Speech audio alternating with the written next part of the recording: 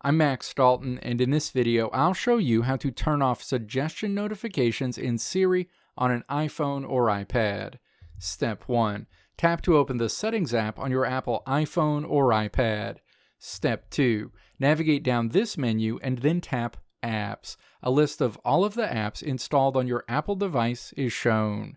Step 3. Tap to select Contacts in this list of options. Step 4. Swipe down to the Allow Contacts to Access section and then tap Apple Intelligence and Siri. The associated screen is displayed. Step 5. Tap to disable suggestion notifications. Siri will no longer show you suggestion notifications going forward. Let me know if this video helped you out in the comments below. If you liked what you saw here, click the video links on the right side of the screen to check out another video. Or click the logo on the left side of the screen to check out my tutorial website at www.maxdalton.how.